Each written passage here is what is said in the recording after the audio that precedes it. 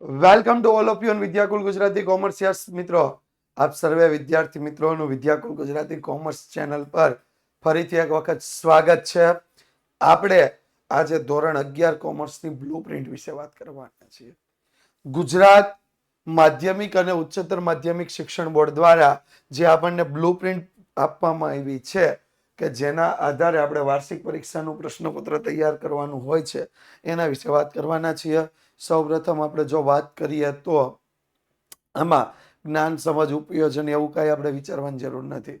આપણે જે જોવાનું છે ઓબ્જેક્ટિવ હેતુલક્ષી પ્રશ્નો, જેને આપણે એસક્યુ અને એમસીક્યુ, આ 24 પ્રશ્નો, 24 ગુણના, 2 ગુણના જે પ્રશ્નો છે 9 માંથી 6 લખવાના, 12 ગુણના, 3 ગુણના જે પ્રશ્નો છે 10 માંથી 7 લખવાના, 21 ગુણ, 4 ગુણના પ્રશ્નો છે 3 માંથી 2 લખવાના, 8 ગુણ, અને 5 ગુણના જે પ્રશ્નો છે 5 માંથી 3 લખવાના, એના 15 ગુણ છે.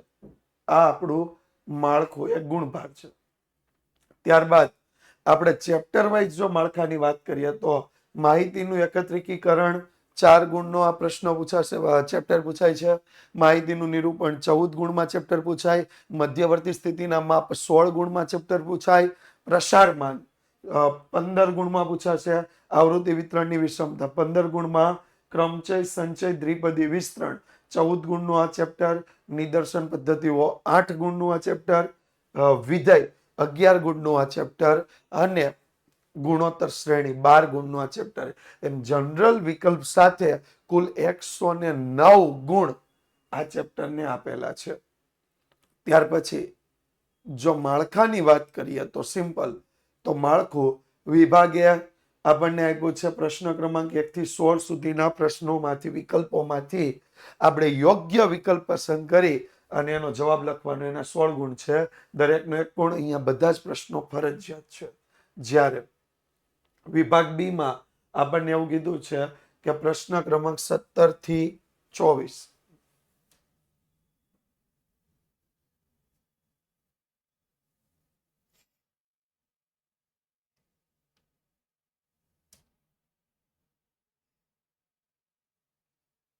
જો 17 થી 24, ત્યાર પછી વિભાગ સી માં 25 થી 33. અહીંયા એક 1 મિનિટ આવી જશે. એટલે આપણે જો વાત કરીએ તો વિભાગ એ અને વિભાગ બી આ બે એવા વિભાગ છે કે જેમાં તમારે ખાસ મિત્રો એ યાદ રાખવાનું છે કે જે આ વિભાગ બે છે આમાં બધા જ પ્રશ્નો ફરજિયાત છે. આમાં બધા જ પ્રશ્નો કેવા છે? ફરજિયાત છે. વિભાગ એ અને વિભાગ બી આ બે એવા વિભાગ છે કે જેમાં બધા જ પ્રશ્નો ફરજિયાત છે. જ્યારે વિભાગ સી માં 25 થી 33 9 માંથી 6, અહીંયા લખ્યું છે 6. દરેકના 2 ગુણ છે, કુલ ગુણ 12. અહીંયા 8. આગળ થોડીક વાત કરીએ તો 16, 1 થી 16 પ્રશ્નો. બરાબર. નેક્સ્ટ વાત કરીએ આપણે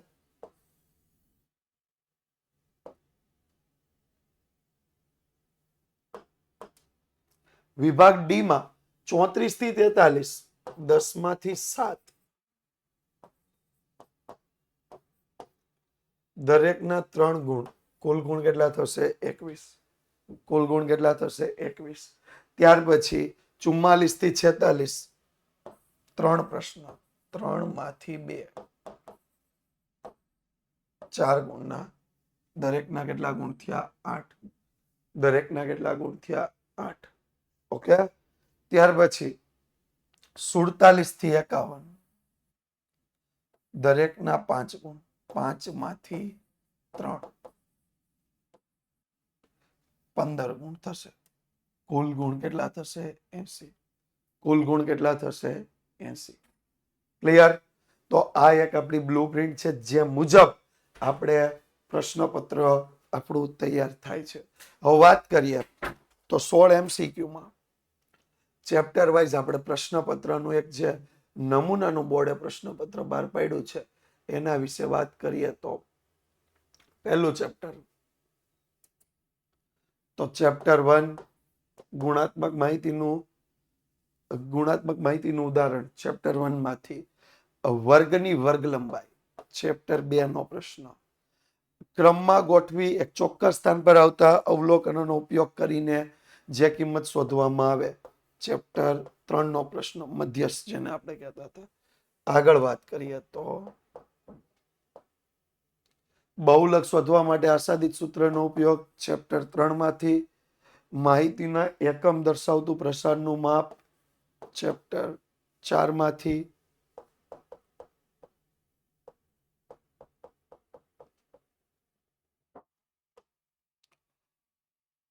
અહીંયા સાવેત ચતુર્થક વિચલાંક એ સાપેક્ષ ચતુર્થક વિચલાંક છે, જે ચેપ્ટર નંબર 4 નો પ્રશ્ન. ત્યાર પછી ઋણ વિષમ વિતરણ અને ધન વિષમ વિતરણ, ચેપ્ટર 5 નો પ્રશ્ન. આગળ જો મિત્રો વાત કરીએ તો એક આવૃત્તિ વિતરણ ઋણ વિષમતા ધરાવે તો એના મધ્યકનું મૂલ્ય, વિષમતા આવ્યું એટલે ચેપ્ટર 5 માંથી. n ફેક્ટોરિયલ એટલે શું, ચેપ્ટર 6 નો પ્રશ્ન. ક્રમચય સંચય, ચેપ્ટર 6 નો પ્રશ્ન. આ બોર્ડે આપેલી બ્લુપ્રિન્ટ છે. દરેક શાળાઓ મુજબ પોતાની બ્લુપ્રિન્ટ અલગ અલગ થોડોક ચેન્જીસ સાથે હોઈ શકે છે. મોલમાં પ્રવેશતા વાહનોની સલામતી કારણોસર ચકાસણી, ચેપ્ટર 7. સમષ્ટિનું યોગ્ય પ્રતિનિધિત્વ, ચેપ્ટર 7 નો આ પ્રશ્ન. એટલે MCQ લગભગ બધા ચેપ્ટર, પહેલા બીજા ચેપ્ટરને બાદ કરતા લગભગ બધા ચેપ્ટરમાંથી 2 MCQ છે. ત્યાર પછી વિધેયમાંથી 2 MCQ. f જેમ a tends to b, વિધેયના પ્રદેશની પ્રત્યેક કિંમત માટે, ચેપ્ટર 8. ત્યાર પછી જો પ્રથમ પદ એ સામાન્ય ગુણોત્તર b, ચેપ્ટર 9. સામાન્ય ગુણોત્તર, ચેપ્ટર 9. એટલે આટલા આપણને પ્રશ્નો મળી ગયા. આગળ વાત કરીએ તો વિભાગ બી માં બધા જ પ્રશ્નો ફરજિયાત. એમાં પહેલો પ્રશ્ન ચેપ્ટર 1, ભારતીય આંકડાશાસ્ત્રીય સંસ્થાના સ્થાપક PC મહાલનોબિસ. સંચય આવૃત્તિની વ્યાખ્યા, જે તે આવૃત્તિ, જે તે વર્ગ અવલોકનની આવૃત્તિ અને એની આગળના વર્ગ અવલોકનની આવૃત્તિના કુલ સરવાળાને સંચય આવૃત્તિ કહે છે. ગુણોત્તર મધ્ય ક્યારે નથી મળી શકતો, અવલોકન શૂન્ય અથવા ઋણ હોય. ચતુર્થક વિચલનની વ્યાખ્યા, તૃતીય ચતુર્થક અને પ્રથમ ચતુર્થક વચ્ચેના તફાવતને 2 વડે ભાગવાથી મળતી કિંમત. આવૃત્તિ વિતરણની વિષમતા, ચેપ્ટર 5 નો પ્રશ્ન. જો એક શાળાના બધા જ વિદ્યાર્થીઓનો અભ્યાસ એટલે સમષ્ટિ તપાસ, ચેપ્ટર 6 નો પ્રશ્ન. ચેપ્ટર 7 નો પ્રશ્ન. ચેપ્ટર 7 નો આ પ્રશ્ન. એક એક વિધેયની સાંકેતિક વ્યાખ્યા, ચેપ્ટર 8 નો પ્રશ્ન. અને ગુણોત્તર શ્રેણી, ચેપ્ટર 9. એટલે આમાં ચેપ્ટર 6 સિવાય દરેકે દરેક ચેપ્ટરમાંથી એક એક પ્રશ્ન પૂછવામાં આવે છે. આગળ વાત કરીએ 2 ગુણના પ્રશ્નો. તો પહેલું, પ્રશ્નાવલી તૈયાર કરવી એક કળા છે. ચેપ્ટર 1 માંથી પ્રશ્ન. આકૃતિની મર્યાદા, ચેપ્ટર 2 માંથી પ્રશ્ન. ભારિત મધ્યક, ચેપ્ટર 3 માંથી પ્રશ્ન. વિસ્તાર વિસ્તારાંક, ચેપ્ટર 4 માંથી પ્રશ્ન. વિષમ આવૃત્તિ વિતરણના લક્ષણો, ચેપ્ટર 5 માંથી પ્રશ્ન. ત્યાર પછી 3, 8, 0, 7, 6 બધા અંકોનો ઉપયોગ કરી કેટલી સંખ્યા બનાવી શકાય. ક્રમચયનો પ્રશ્ન. એક સમષ્ટિના 12 એકમો છે, 3 ના કદના શક્ય નિદર્શ મેળવવાના છે, ચેપ્ટર 7 નો પ્રશ્ન. પદિક નિદર્શનની રીત, ચેપ્ટર 7 નો પ્રશ્ન. ત્યાર પછી h જેમ a tends to b, વિધેયનો પ્રકાર નક્કી કરવાનો, ચેપ્ટર 8 નો પ્રશ્ન. 4, 12, 36 નું કેટલામું પદ 324 થાય, ચેપ્ટર 9 નો પ્રશ્ન. ઓકે, આગળ વાત કરીએ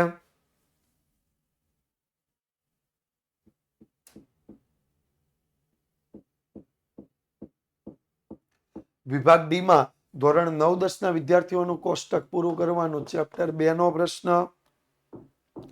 મૂળ આવૃત્તિ વિતરણ મેળવવાનું, ચેપ્ટર 2 નો પ્રશ્ન.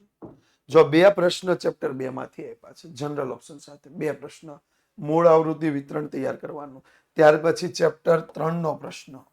શું કીધું છે? તો ચેપ્ટર 3 મુજબ આપણે શું તૈયાર કરવાનું છે?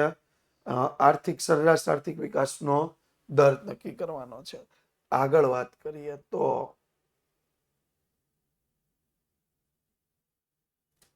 રિલે રેસને આધારે મધ્યક આપેલો છે. મધ્યક હોય એટલે હંમેશા ચેપ્ટર 3 નો પ્રશ્ન.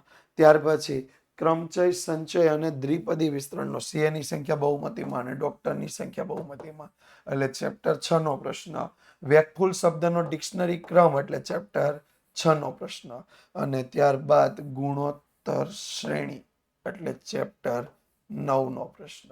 આ થઈ ગયા સેક્શન ડી ના પ્રશ્નો 40 સુધી. હજી આગળ પ્રશ્નો છે.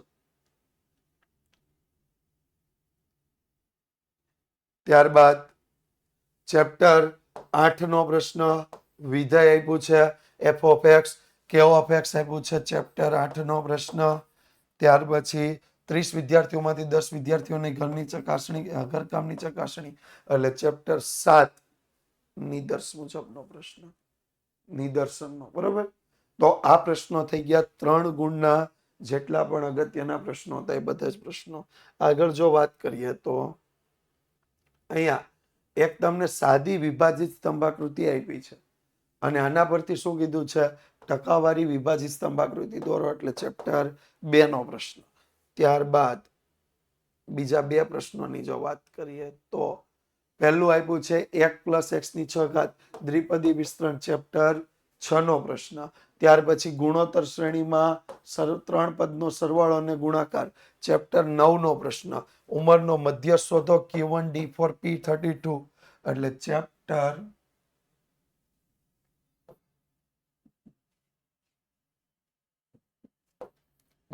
3 નો પ્રશ્ન. ચેપ્ટર